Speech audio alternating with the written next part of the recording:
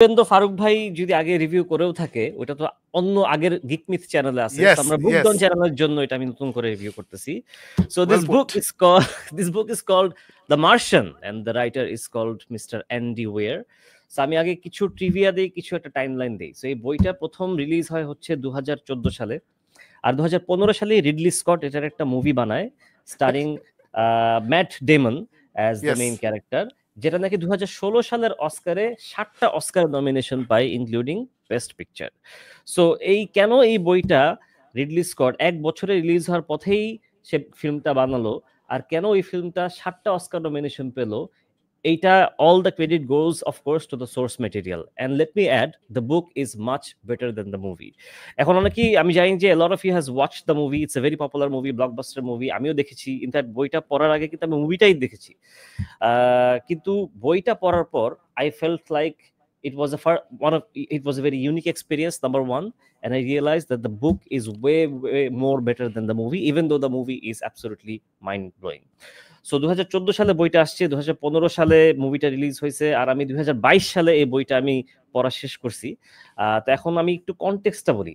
So এটার জনরাটা হচ্ছে real life sci-fi. Real life sci-fi হচ্ছে it's not your typical science fiction যেখানে আনরিয়েলিস্টিক জিনিস থাকবে। It's like real life science fiction যেখানে প্রপার মানে বাস্তব সায়েন্সের জিনিসপত্র থাকবে আর কি। সো এইটার স্টোরিটা হচ্ছে, কনটেক্সট হচ্ছে আমি যদি পিছনের ফ্ল্যাপটা পড়ি, mark Watney or point of view থেকে লেখা, ও ফার্স্ট পার্সনে লেখা এটা, যদিও কিছু কিছু জায়গায় ফার্স্ট পার্সন থেকে শিফট করে অন্য পার্সপেক্টিভে চলে যায়, but majority of the book is written in first person. তো ও বলতেছে যে I am stranded on Mars, I have no way to communicate with Earth, if the oxygenator breaks down I'll suffocate, if the water reclaimer breaks down I'll die of thirst, if the habitat breaches, I'll just kind of explode. If none of those things happen, I'll eventually run out of food and starve to death. I'm screwed. এটা হচ্ছে flap. আর বইয়ের প্রথম লাইনটা হচ্ছে, সাকিব ভাই, নাহিয়াম ভাই, pardon মাই French, প্রথম লাইনটাই হচ্ছে যে I am pretty much fucked. এটা হচ্ছে প্রথম line. This is how the story starts. So আমি যদি লং স্টোরি শর্ট বলি, কনটেক্সটটা হচ্ছে যে একটা টিম, নাসার একটা টিম একটা মার্সের এক্সপেডিশনে যায়। ওখানে একটা মানে 6 জন নাকি 7 জন অ্যাস্ট্রোনটস যায় ওখানে।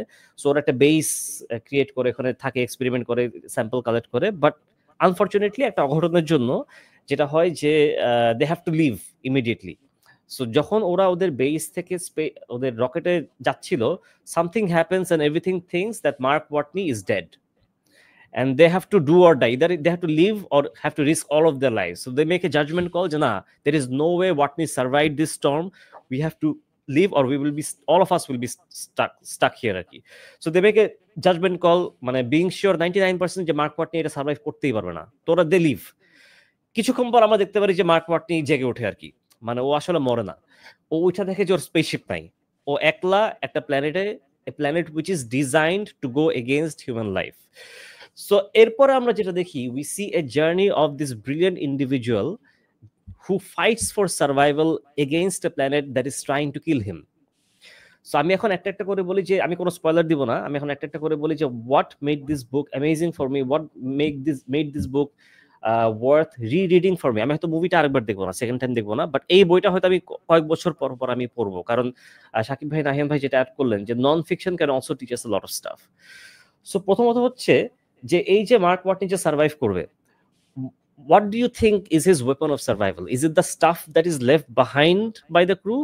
No, it's number one হচ্ছে his amazing scientific knowledge, কারণ ও হচ্ছে he's a botanist and a mechanical engineer. But above all else, পুরো বই জুড়ে through and through আমি যেটা অবজার্ভ করেছি সেটা হচ্ছে the number one factor that ensured his survival, ওই যে বলো না attitude is everything, it's his attitude towards the whole situation. How he deals with the whole thing in a very humorous, in a very witty way. ও কিন্তু অনেক কিছু করতে, he have to MacGyver his way in building things that were not made to work the way he wanted to work them. ওর মানে অক্সিজেনেটর হইতেছে না, এখন বানাবে কেমনে, মানে এখানে ও খুব একটা ইন্টারেস্টিং জিনিস, যারা মুভিটা দেখছেন, he uses his crewmates waste and feces to create আলু চাষ করছে এটা দিয়েও, জাস্ট টু সার্ভাইভ। কারণ ওকে হিসাব করতেছে যে আমি এতদিন সার্ভাইভ করতে চাই, before I send the signal আমার এর এত রেশন লাগবে, এত পানি লাগবে। সো ওইরকম ক্যালকুলেট করে, মানে the way he MacGyvers his survival is simply fascinating.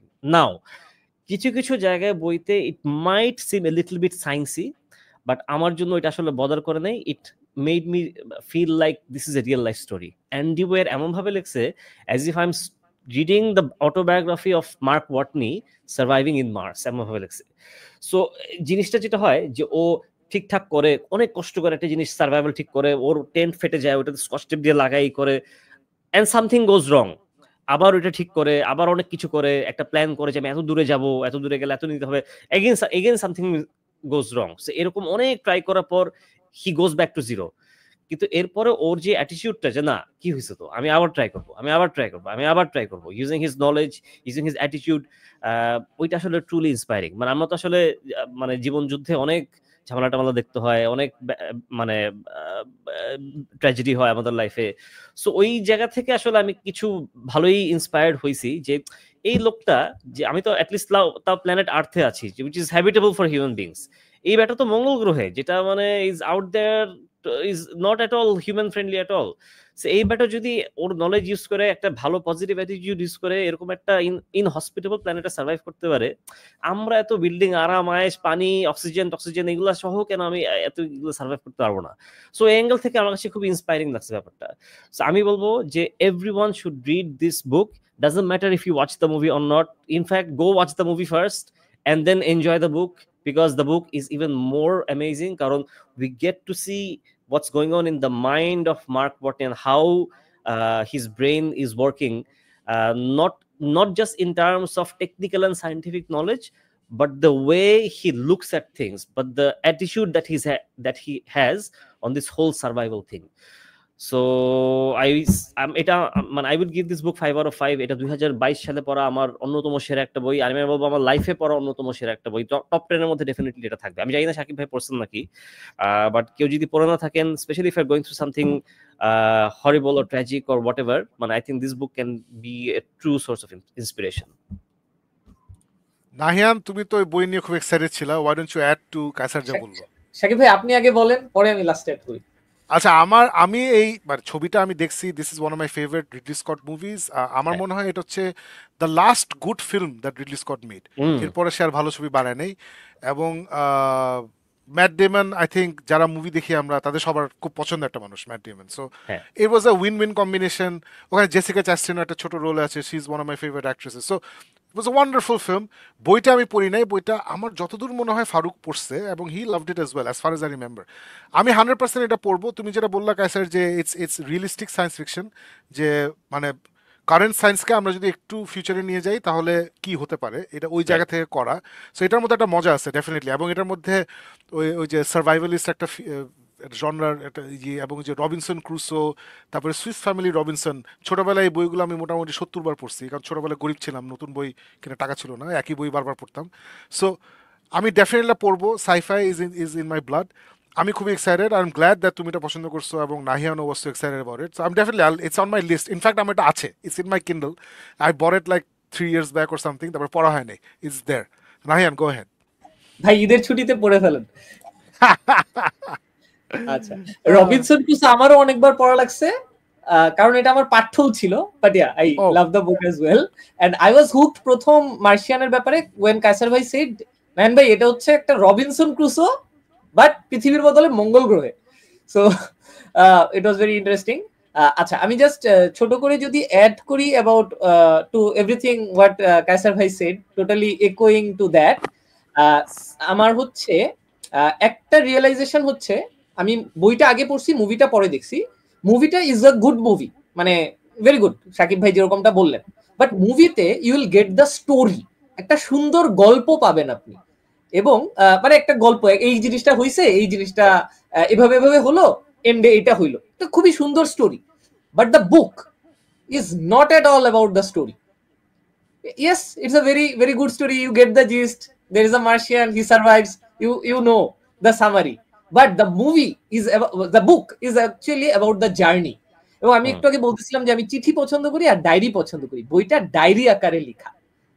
1 তারিখ 2 তারিখ 3 তারিখ ওখানে সলে লিখে আর কি।